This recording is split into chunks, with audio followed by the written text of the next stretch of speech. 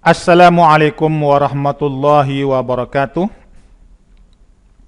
Alhamdulillahilladzi hadana lihadza wa ma kunna linahtadiya laula an hadanallah.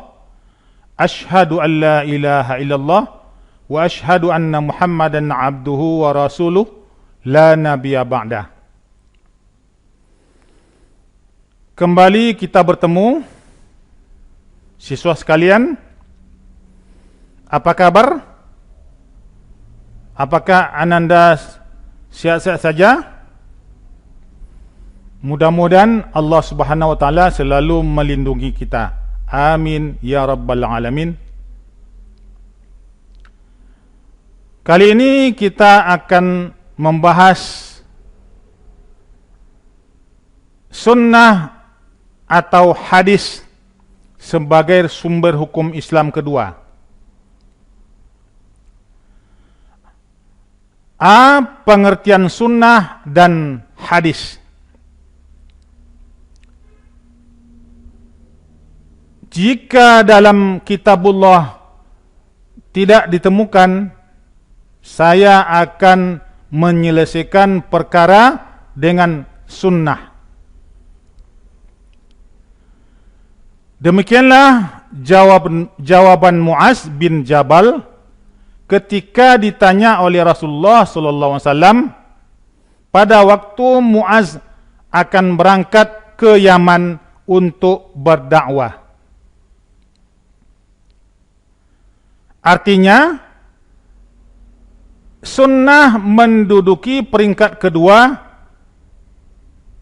setelah Al-Quran sebagai sumber hukum.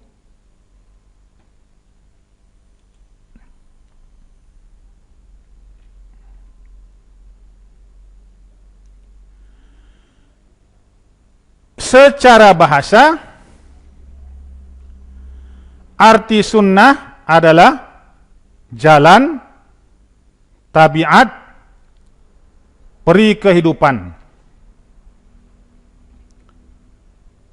Sedangkan sunnah menurut istilah, segala yang dinukilkan dari Nabi Muhammad SAW, baik berupa perkataan, perbuatan, maupun takrir, pengajaran, sifat kelakuan, perjalanan hidup, baik yang demikian itu sebelum Nabi Muhammad SAW diangkat sebagai Rasul maupun sesudahnya.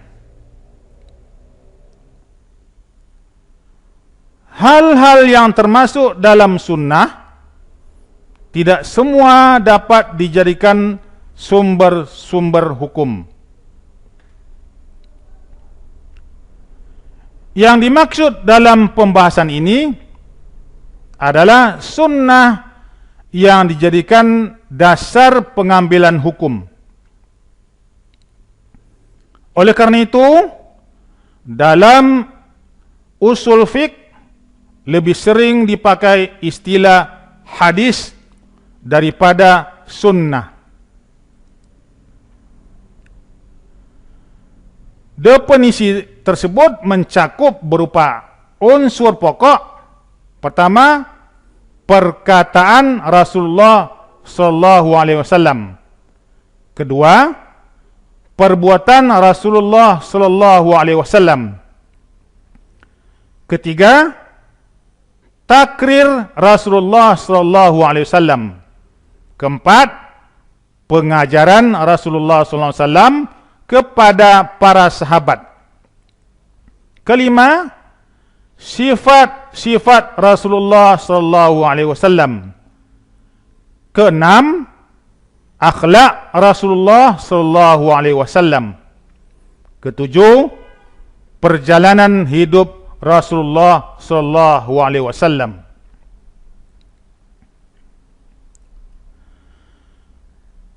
Secara bahasa, arti hadis adalah berita atau sesuatu yang baru. Secara istilah, Hadis adalah segala perkataan, perbuatan maupun takrir yang dilakukan Rasulullah SAW. B. Macam-macam hadis. Pertama, hadis qauliyah.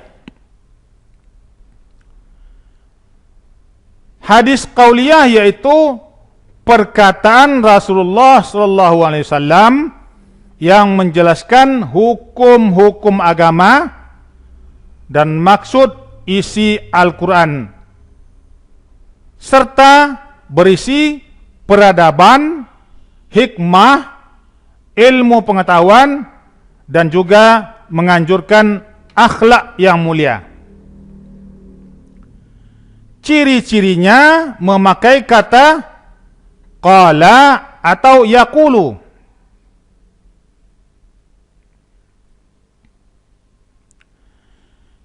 Kedua, hadis fi'liyah.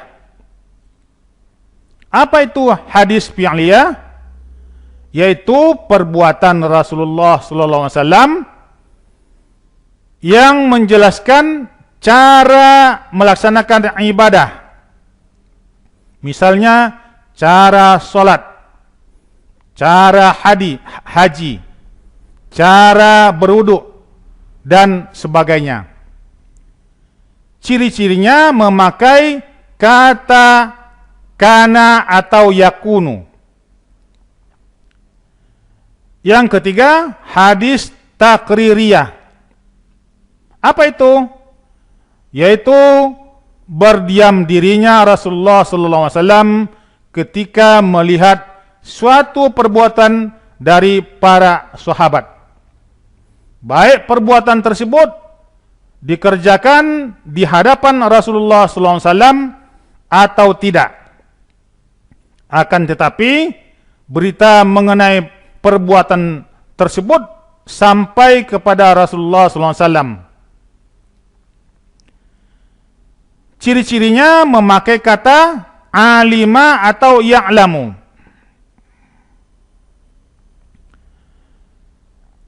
Selain tiga macam hadis tersebut, sebagaimana yang telah disebutkan di atas, sebagian besar ulama menambahkan lagi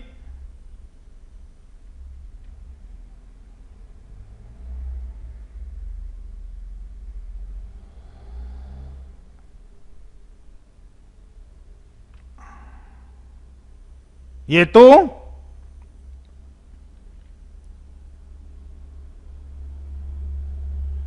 hadis hamiyah,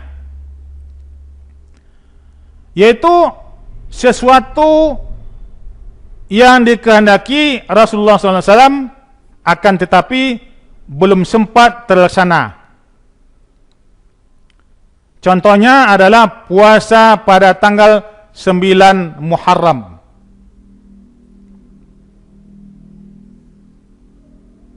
Berikutnya pembagian hadis. Dalam ilmu hadis banyak ragam pembagian hadis. Macam-macamnya tergantung dari sisi mana hadis tersebut dilihat. Salah satunya hadis ditinjau dari segi sanadnya, yaitu banyak atau sedikitnya orang yang meriwayatkan. Hadis ini dapat dibagi menjadi dua.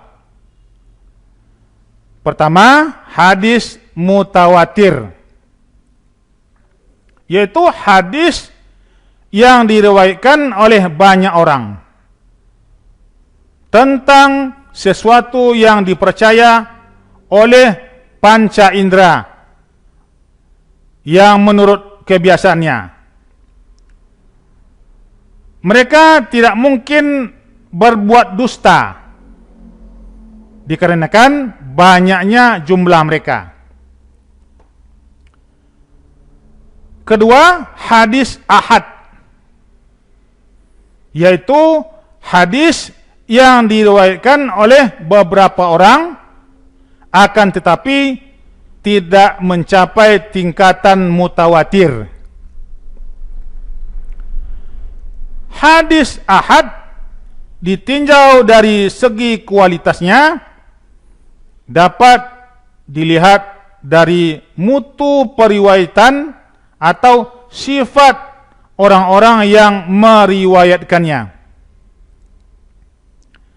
Hadis ini terbagi menjadi 3. Pertama, hadis sahih, yaitu hadis yang periwayatannya atau sanadnya tidak terputus dari awal sampai akhir dan diriwayatkan oleh orang-orang yang adil dan teliti. Selain itu, dalam periwayatan juga tidak ada keganjilan dan kecacatan. Hadis sahih dapat dijadikan sebagai dasar hukum. Kedua, hadis hasan. Apa itu hadis hasan? Yaitu hadis yang periwayatannya atau sanadnya dan diriwayatkan oleh orang-orang yang adil tetapi kurang teliti.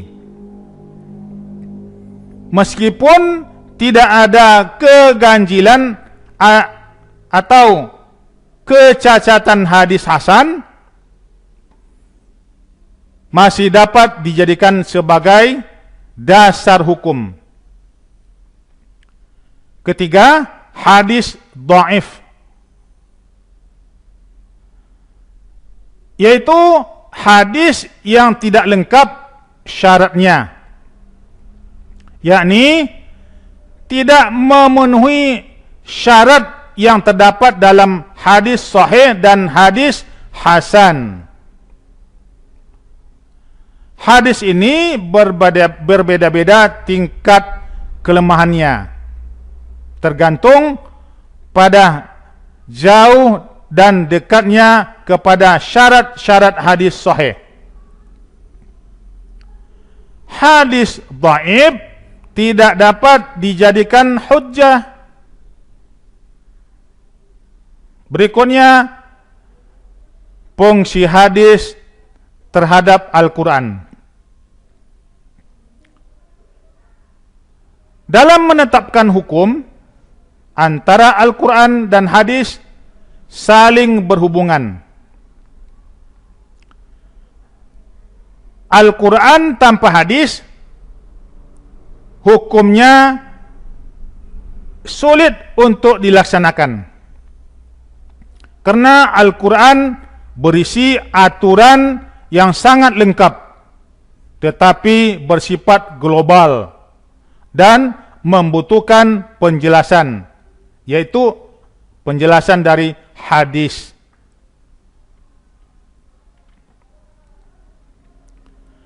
Sementara itu, hadis tanpa Al-Quran merupakan sesuatu yang tidak mungkin, karena adanya hadis setelah keberadaan Al-Quran. Oleh karena itu, fungsi hadis terhadap Al-Quran adalah sebagai berikut. Yang pertama, sebagai bayan takrir, yaitu menguatkan hukum yang sudah ditetapkan dalam Al-Quran, sehingga satu hukum memiliki dua dalil. Pertama, nas Al-Quran, kedua nas Al-Hadis. Sebagai contoh, larangan berdusta dalam penggalan Quran surat Al-Hajj surat ke-22 ayat 30. Bunyi ayatnya, potongan ayatnya, A'udzubillahi minasyaitonir rajim. Wajtanibu qaulaz zur. Dan jauhilah perkataan dusta. Larangan tersebut diperkuat dengan hadis. Mana hadisnya? Berikut hadis Bukhari dan Muslim. Bismillahirrahmanirrahim. An Abdurrahman ibni Abi Bakrah an abihi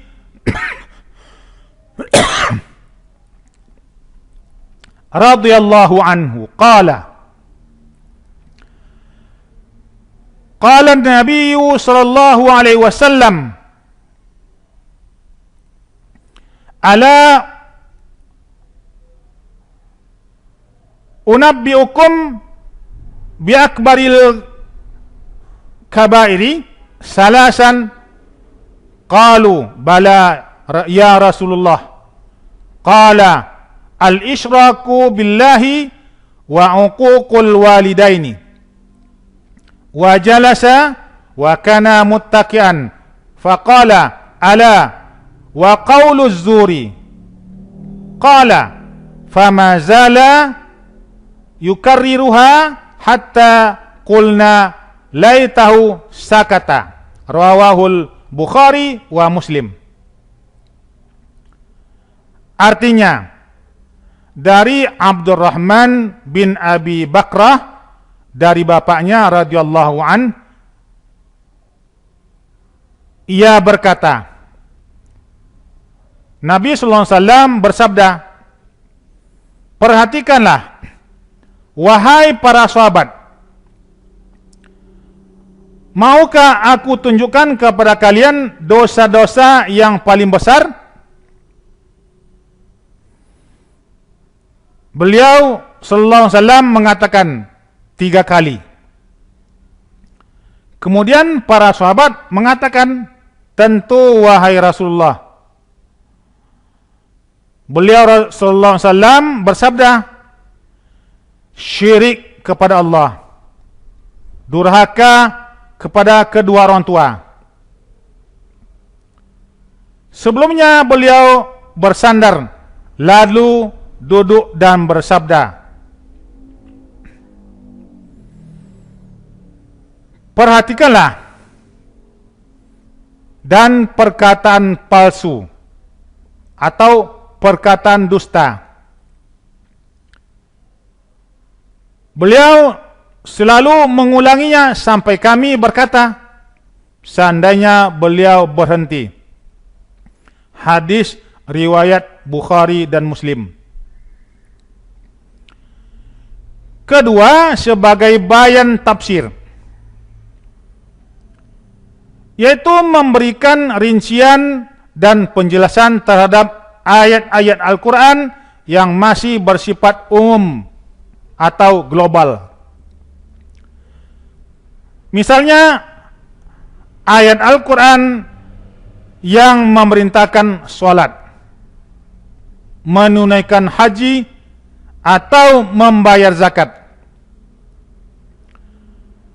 Semuanya masih bersifat umum. Untuk rinciannya dapat ditemukan dalam hadis. Seperti hadis, Haddatsana Malik bin Huwairis qala Atayna an-nabiyya sallallahu alaihi wasallam qala Sallu kama ra'aitumuni usalli. Rawahul Bukhari. Artinya, telah menceritakan kepada kami Malik bin Al-Huwairis berkata, kami mendatangi Nabi Muhammad SAW. Beliau bersabda, "Salatlah sebagaimana kalian melihat aku salat." Hadis diriwayatkan oleh Imam Bukhari. Ketiga, sebagai bayan tasyri', yaitu menetapkan hukum yang tidak didapati dalam Al-Quran. Misalnya, diharamkan untuk menghimpun dalam pernikahan seorang wanita dengan bibinya. Hadisnya, Bismillahirrahmanirrahim, an Abi Hurairah radhiyallahu an, anna Rasulullah sallallahu alaihi wasallam qala, la yujma'u bainal mar'ati wa ammatiha wala bainal mar'ati wa khalatiha. Rawahul Bukhari.